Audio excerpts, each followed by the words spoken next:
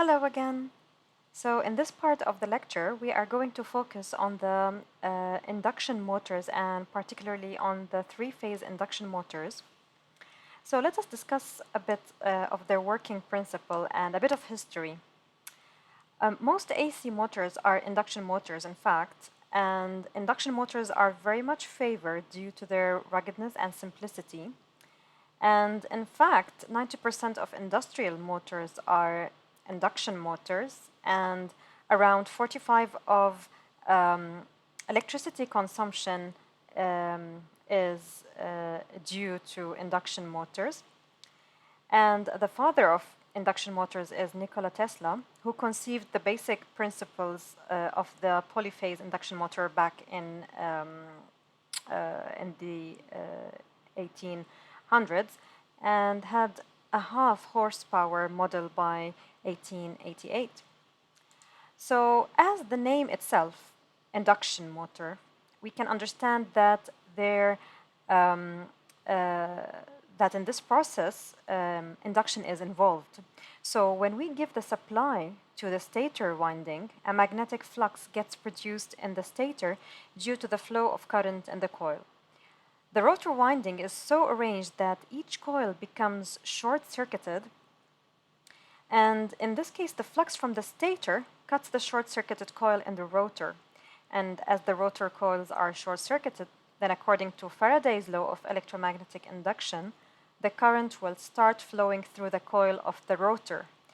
And when the current through the rotor coils flows, another flux gets generated in the rotor. Now you can imagine there are two fluxes. One is in the stator, so the stator flux, and the other one is the rotor flux. The rotor flux will be lagging with respect to the stator flux, and because of that, the rotor will feel a torque which will make this rotor to rotate in the direction of the rotating magnetic field. And this is the working principle of both single and three-phase induction motors. The rotor of an induction motor can be one of two kinds, a squirrel cage rotor or a wound-type rotor. And induction motors are referred to being as asynchronous motors because they operate at a speed less than their synchronous speed. So the first thing to understand here is what is synchronous speed? Well, synchronous speed is the speed of rotation of the magnetic field in a rotary machine, and it depends upon the frequency and number of poles of the machine. The induction motor always runs at speed less than its synchronous speed. And due to the lag between the flux current in the rotor and the flux current in the stator, the rotor will never reach its rotating magnetic field speed. There are basically two types of induction motors, and the types of induction motor depend upon the input supply. As I mentioned before, these are the single-phase and the three-phase motor.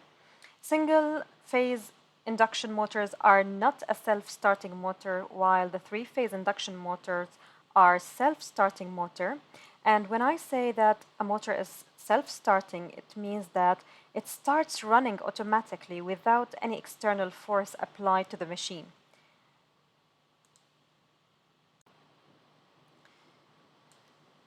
A three-phase squirrel cage induction motors are normally preferred, and it is a type of a three-phase induction motor and then basically functions based on the principle of electromagnetism. It is called a squirrel cage motor because the rotor inside of it, known as a squirrel cage rotor, it looks like a squirrel cage, as you can see. And one big advantage of a squirrel cage motor is how easily you can change its speed torque characteristics. This can be done by simply adjusting the shape of the bars in the rotor. Squirrel cage induction motors are used a lot in industry as they are reliable, self-starting, and easy to adjust. Let us now discuss the working principle of a three-phase induction motor. So when a three-phase supply is given to the stator winding, it sets up a rotating magnetic field in space.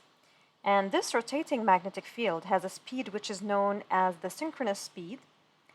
And this rotating magnetic field induces the voltage in the rotor bars, and hence short circuit currents start flowing in the rotor bars. And when these rotor currents generate they generate their self-magnetic field, which will interact with the field of the stator. Now the rotor field will try to oppose its cause, and hence rotor starts following the rotating magnetic field as I discussed before. Now consider the stator shown in this figure, which supports windings AA, BB, and CC. The coils are geometrically spaced 120 degrees apart, and a three-phase voltage is applied to the coils. The currents generated by a three-phase source are also spaced by 120 degrees.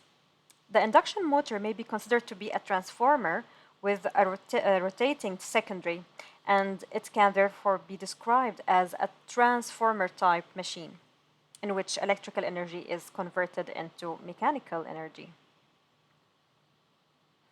Notice that the direction of rotation can be reversed by interchanging any two-phase connections.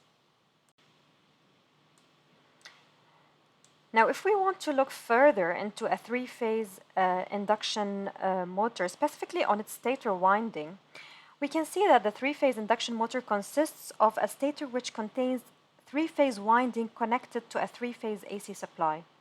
And the arrangement of the winding is so as to produce a rotating magnetic field. The rotor of the induction motor contains cylindrical core with parallel slots that contain conductors. The most basic feature of an induction motor is its self-starting mechanism. And due to the rotating magnetic field, an EMF, or an electromagnetic force, is induced in the rotor. And in this case, because of which current starts flowing in the rotor. The rotor will start rotating in a direction so as to oppose the flow of electric current, and this gives a torque to the motor. Thus, the motor gets self-started, and that's why we call these types of motors self-starting motors. And during this self-starting period, a torque increases, a large amount of current flows in the rotor, and to achieve this, stator draws a large amount of current, and by the time the motor reaches its full speed, a large amount of current is drawn and coils get heated up, damaging the motor. Hence, there is the need to control the motor starting. So one way to reduce the applied voltage, which in turn reduces the torque, by doing the following. So if we want to focus on these objectives, reduce high starting current, and along these lines, forestall motor from overheating. And we also want to provide overburden and no voltage assurance. So what we can do, we can connect the windings in a star delta, and this refers to the starting. So in a star delta starting, the motor is connected in a star connection model throughout the starting period. So when the motor reaches the required speed, the motor is then connected to a delta mode.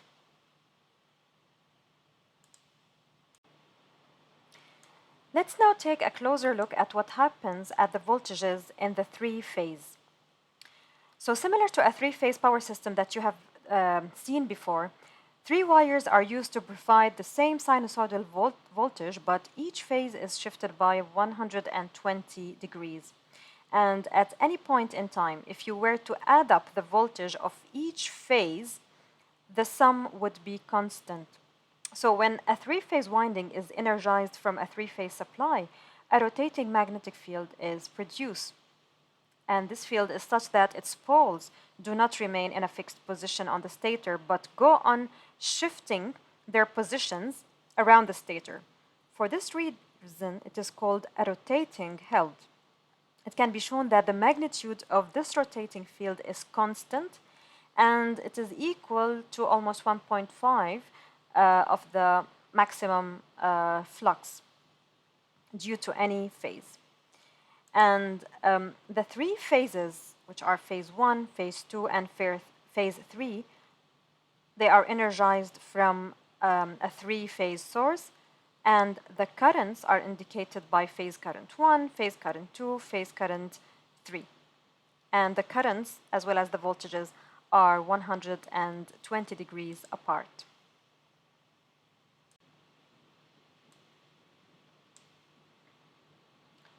So the phase voltages referenced to the neutral terminal would then be given by these expressions. So if we take this as instant 1, so when omega st is 0, where omega s is the frequency of the AC supply or the line frequency, the coils in each winding are arranged in such a way that the flux distribution generated by any one winding is approximately sinusoidal. So at this instant, 0, the voltage in phase 1 is 0, as you can see over here. And the currents in phases 2 and 3 are equal and opposite to each other. So the currents are flowing outwards, or the voltages. Let's focus on the currents. So the currents are flowing outward in the top conductor and inward in the bottom conductors. This establishes a resultant flux towards the right, or a resultant voltage towards the right. However, if we did the phasor sum of the voltages in the three phases, we will get a constant resultant voltage. Now let us look at instant number 2, where omega st is 30 degrees. In this case, the voltage is maximum and negative in phase 2 over here. So that is at this particular tip. Oh, let me try and draw that. Okay, yeah. And it is half of the maximum in phases 1 and 3. So we're looking at this point and at this point. The magnitude of the resultant voltage, and hence the resultant flux, is the phasor sum. Notice that the resultant voltage in this case over here, when compared to the previous case, it is displaced 30 degrees clockwise. However, if we did a phasor sum, we get the same resultant voltage. And again, similarly, if we look at instant number 3, we can see, so that is when omega st is equal to 30, we can notice that the voltage on phase 3 is 0, and the voltage in phases 1 and 2 are equal, but opposite in direction. And if we did a phasor sum again, we will see that we have the same resulting voltage, but in this case, the resulting voltage is displaced 60 degrees clockwise from the first instant that we discussed. Now, finally, at instant number 4, we look at the case when omega st is equal to 90 degrees. In this case, the voltage in phase 1 is maximum, that is over here, and the voltages in phases 2 and 3 are equal and negative, as you can see over here. This establishes a resultant voltage and hence a resultant flux downward.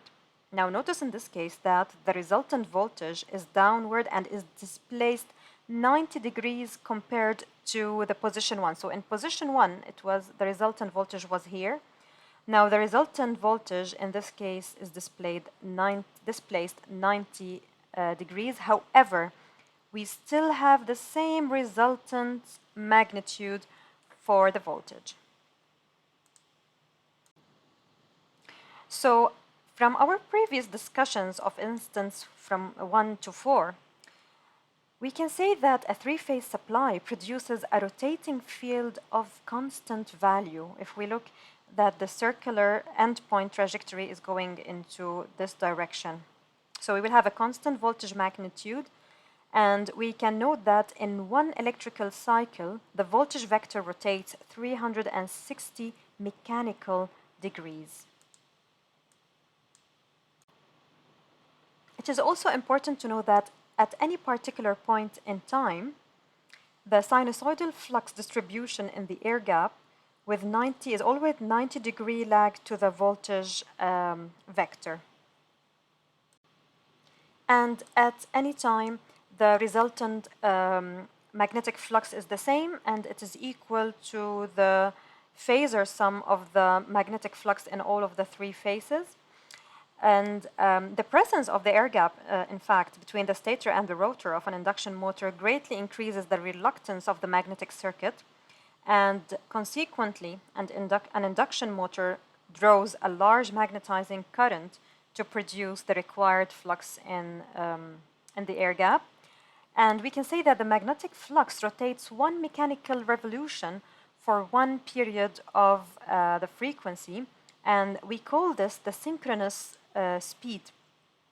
So we can say that the speed at which the rotating magnetic field revolves is called the synchronous speed. We call it actually ns. It is annotated as ns. And referring to the previous discussion, especially the time instant 4 represents the completion of 1/4 of a cycle of alternating phase 1 current or voltage from the time instant 1. And during this 1/4 cycle, the magnetic field has rotated through 90 degrees. And if we look further at a time instant represented by 13, or let's say one complete cycle of the current phase 1 from the origin, the field would have completed one revolution. So therefore, for a two-pole stator, when winding, the field makes one revolution in one cycle of the current, while in a four-pole stator winding, it can be shown that the rotating field makes one revolution in two cycles of the current. And in general, for a specific number of poles where we notate the number of poles as P, the rotating field makes one revolution in P over two cycles of the current. And the synchronous speed can be calculated based on this formula over here. And the unit given for the synchronous speed is rotations per minute. So let's catch up what was the story so far in the discussion we had in this lecture. We can say that the three-phase voltages input to the three-phase windings produces rotating stator flux in the motor air gap, and that the stator flux rotates at a synchronous speed, which is measured in RPM, and this is set by the supply frequency and the number of poles. This means that if you change the supply frequency or change the number of poles, you would actually affect the synchronous speed. In the next lecture, we will investigate how currents induced in the rotor cage produce rotor flux, which then interacts with the stator flux in the air gap, and the results in the rotor torque. The results would be actually the rotor torque and the mechanical rotation, and we will focus later on the understanding of the torque and the efficiency of the motor. And at the end of this lecture, I would like to thank you for listening today. And as usual, if you have any question, please feel free to drop it on the forum on Moodle or send me an email. I will make sure to for you to have my email address shown. It is in Moodle actually, if you look into the course specification. And I promise next time it will not be a lot of talking from my side. This was just an introduction for electric motors. Next time we will have some working examples and we will analyze some circuit. Until then, stay safe and have a good day.